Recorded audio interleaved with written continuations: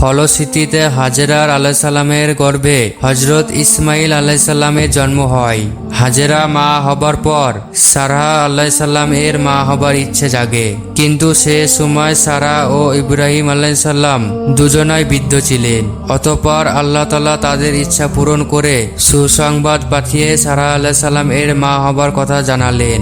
এর কিছুকাল পর সারা আলাইসাল্লাম এর গর্ভে হজরত ইসাহক আলাইসাল্লামের জন্ম হয়, যিনি ইসমাইল আলাইসাল্লামের থেকে 13 বছরের ছোট ছিলেন। আসসালামু আলাইকুম দর্শক মণ্ডলী, আশা করি সকলেই ভালো আছেন।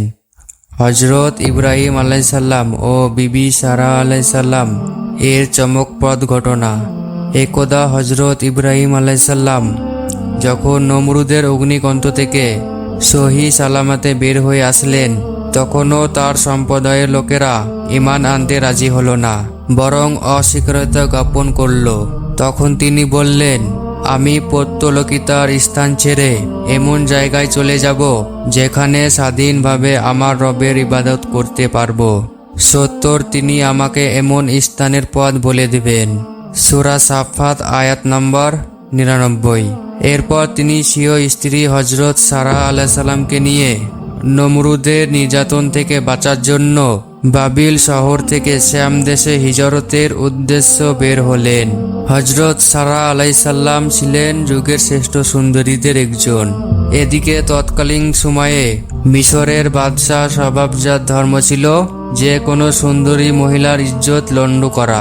এজন্য দেশের বিভিন্ন স্থানে সে লোক নিয়োগ করে রেখেছিল, যাদের কাছে ছিল সুন্দরী রমণী বিভিন্ন স্থান থেকে ধরে আনা নারী।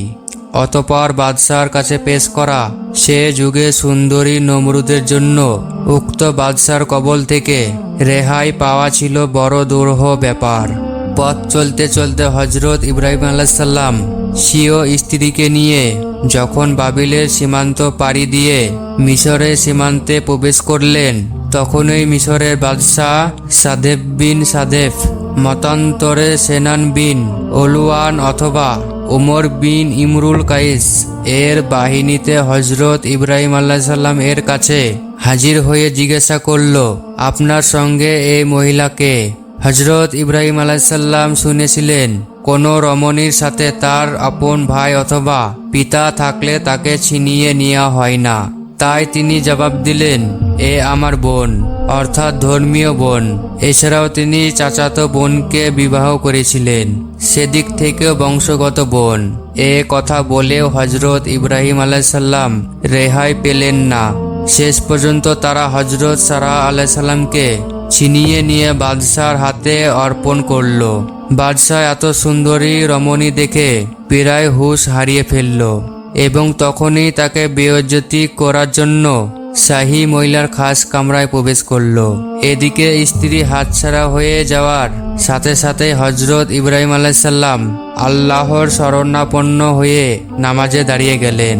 তখন আল্লাহ তাআলা কুদরতিভাবে হজরত ইব্রাহিম আলাইসাল্লামের জন্য সমস্ত প্রাচীর এবং গাছপালার আবরণ দিয়ে বাদশার গাছমহলে সারা আলাইসাল্লাম এর অবস্থান স্বচ্ছ কাচের ন্যায় পরিষ্কার করে দিলেন, যাতে হজরত ইব্রাহিম আলাইসাল্লাম স্বীয় স্ত্রীর সাথে বাদশার আচরণ ও কার্যকলাপ স্বচক্ষে দেখে। স্বচক্ষে দেখে স্ত্রী সতীত্বের ব্যাপারে সন্দেহে মুক্ত থাকেন, কেননা হজরত ইব্রাহিম আলাইসাল্লাম চরিত্রগত সব ধরনের অসৎ আচরণকে সর্বস্থায় বড় ঘৃণা করতেন। এদিকে শাহী মহলে খাস কামরায় আসত উদ্দেশ্য বাদশাহ যখনই হজরত সারা আলাইসাল্লাম এর দিকে হাত প্রসারিত করতে উদ্যত হলো, তখনই বাদশার হাত সম্পূর্ণ বিকল হয়ে গেল। তৎক্ষণাৎ বাদশাহ বিকলতা লাঘবের জন্য হজরত সারা আলাইসাল্লামের কাছে ক্ষমা প্রার্থনা করল। তখন হজরত সারা আলাইসাল্লাম এর দোয়ায় সে আবার হাতের মধ্যে পূর্বের শক্তি ফিরে পেল। এরপর সে আবার আসত উদ্দেশ্য হাত বাড়াতে চাইলে দ্বিতীয়বার বিকেল হয়ে গেল। বাদশাহ আবার ক্ষমা প্রার্থনা হয়ে দোয়া ভিক্ষা চাইল। তখনও হজরত সারা আলাইসাল্লাম আবার দোয়া করলেন। সে পুনরায় হাতের মধ্যে পূর্বে শক্তি ফিরে পেল। এরপর সে আবার তৃতীয়বার অসৎ উদ্দেশ্য হাত বাড়াতে চাইলে তৃতীয়বার আবার বিকেল হয়ে গেল।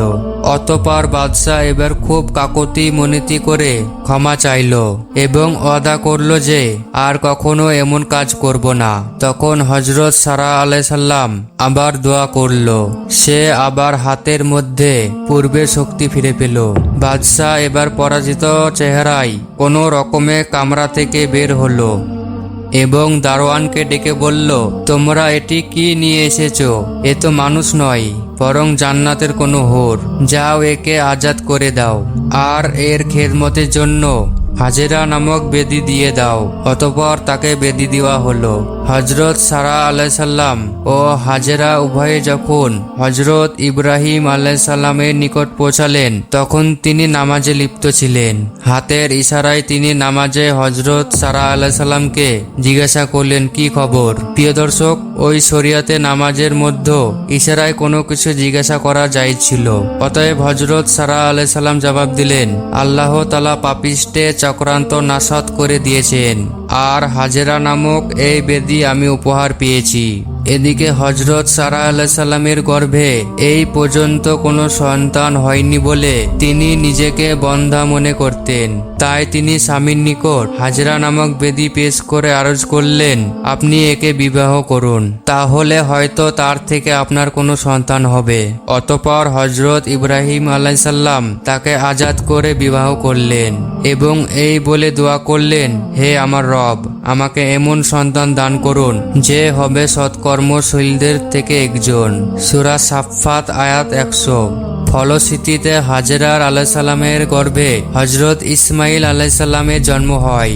হাজেরা মা হবার পর সারা আলাইসাল্লাম এর মা হবার ইচ্ছে জাগে, কিন্তু সে সময় সারা ও ইব্রাহিম আলাইসাল্লাম দুজনাই বৃদ্ধ ছিলেন। অতঃপর আল্লাহ তাআলা তাদের ইচ্ছা পূরণ করে সুসংবাদ পাঠিয়ে সারা আলাইসাল্লাম এর মা হবার কথা জানালেন।